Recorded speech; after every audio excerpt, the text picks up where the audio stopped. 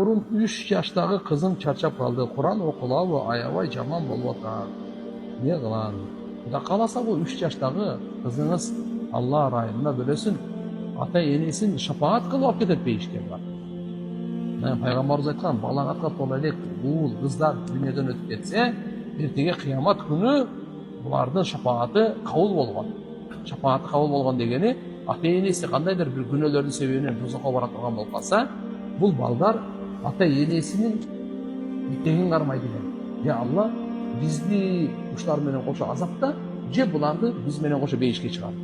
Алла Тааланын тарабынан жооп келет экен. Ушул балдардын, балагатка толо элек балдардын шафааты кабыл кылынды, буларды бейишке алып кетсин. Ошон үчүн ишe көпкө жабат боло бермеңиз.